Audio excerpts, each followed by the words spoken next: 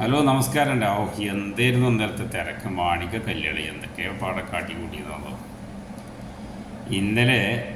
അമ്പും വില്ലും, പിന്നെ മലപ്പുറം കത്തി, പിന്നെ അമ്പും വില്ലും കുമ്പട പേരെന്ന് പറഞ്ഞില്ലേ. ഇതേമാതിരി മിഷ്യൻ കണ്ണെ ഒക്കെ പാവനായ ശവായി. എന്തായാലും രീതിക്കായിരുന്നു ഇന്നലെ ആക്ഷേപങ്ങളും കാര്യങ്ങളും. ലീഗ് പെരിന്തമണ്ണ നാട്ടിൽ പെരിന്തമണ്ണയൊക്കെ ഭയങ്കര പ്രകടനം നടത്തി, ഭയങ്കര ആശയം. ഇന്ന് തായക്കോട് ഞങ്ങളുടെ നാട്ടിലൊക്കെ മുസ്ലിം ലീഗ് നടത്താൻ നിൽക്കുന്നത്. അപ്പോഴേക്കും അങ്ങനെയാണ് ഇത് വെളിവാക്കിയ നുണ പ്രചാരണം ഇല്ലാതെയായി.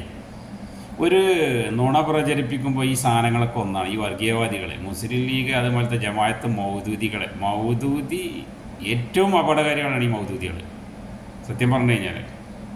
അതുപോലെ തന്നെ RSS, സംഘപരിവാർ, ഈ ഐറ്റംസൊക്കെ പാടണ്ട് വന്നായിട്ട് കുറച്ച് കാലമായി തുടങ്ങിയിട്ട്. ഇപ്പോൾ വയനാട് ഒരു ബോഡിക്ക് എന്താ 75,000 രൂപയാണ് ഒരു ബോഡി മറവ് ചെയ്യാൻ ചിലവാക്കുന്നൊക്കെ പറഞ്ഞിട്ട് ഒരു ഒച്ചയും പൊടിയൊക്കെ പാടുണ്ടായി. ഇതിപ്പോൾ എന്താണെന്ന് മുഖ്യമന്ത്രി ഹിന്ദു പത്രത്തിന് കൊടുത്തു. ഡൽഹിയിലൊരു സമ്മേളനം കഴിഞ്ഞിട്ട് വരികയാണ്. അതിൽ ഈ PR ഏജൻസി ഒരു രീതിക്ക് അവർ കൊടുത്ത റിപ്പോർട്ട് അനുസരിച്ചിട്ട് ഹിന്ദു പത്രം കൊടുത്തിക്കണം. മുഖ്യമന്ത്രി ആ രീതിക്ക് പരാമർശിച്ചിട്ടില്ല. മലപ്പുറത്ത് മറ്റേ സ്വർണ്ണക്കടത്ത് അല്ലെങ്കിൽ മറ്റേ രാജരോഗകുറ്റത്തിന് അങ്ങനെയുള്ളൊരു വാക്യം ഉപയോഗിച്ചിട്ടില്ല.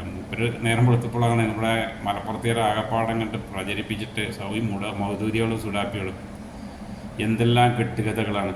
ഇവർക്കൊക്കെ എന്താണ് ഈ മുഖ്യമന്ത്രിയുടെ നേതൃത്വത്തിൽ ഈ ഗവൺമെൻറ് നല്ല രീതിക്ക് പോകുന്നുണ്ട്. ഒരുപക്ഷെ കേരള ചരിത്രത്തിൽ, ഇന്ത്യൻ്റെ ചരിത്രത്തിൽ ഒരു മുഖ്യമന്ത്രി ഇത്രത്തോളം ആരോപണങ്ങൾ പച്ചയായ രീതിക്ക് പച്ച നുണ ഇങ്ങോട്ട് രീതിക്ക്, അതായത് വർഗീയവാദികൾ ഇത്തരം രീതിക്ക് പ്രചരിപ്പിക്കുന്ന ഒരു മുഖ്യമന്ത്രി ഇത്രയും ഏറ്റിട്ടുണ്ടാവില്ല.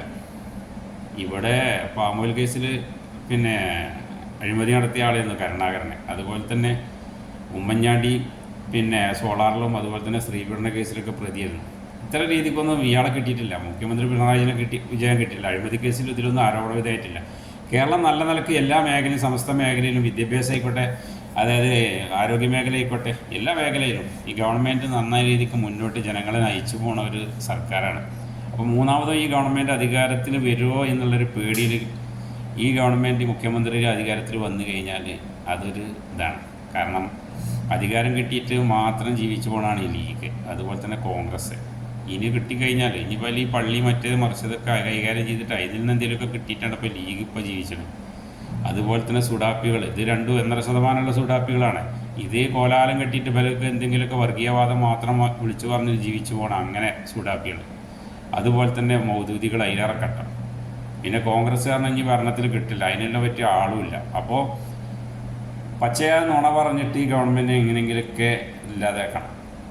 അപ്പോൾ അധികാരത്തിൽ ഇനി വരാതിരിക്കണം, അതിന് ശ്രമിക്കണം. അതിന് PV അൻവറിനെയും കൂട്ടുപിടിച്ചിട്ട് ഇപ്പോൾ ഇങ്ങനെ നടക്കുകയാണ്. PV അൻവർ ഒറ്റയാൻ്റെ മാതിരി ഇങ്ങനെ നടക്കുകയാണ്. അപ്പോൾ ആ വള്ളം നെഞ്ഞ് വേവിച്ചേണ്ട മക്കളെ ഈ ഗവൺമെൻറ് തുടരും ചെയ്യും. ഈ ഗവൺമെൻറ് അധികാരത്തിൽ ജനങ്ങൾക്ക് വേണ്ടിയിട്ട്, ജനങ്ങൾക്കൊരു വേണ്ടിയിട്ട് ഒരു ജനങ്ങളോടൊരു ഇതുണ്ട്.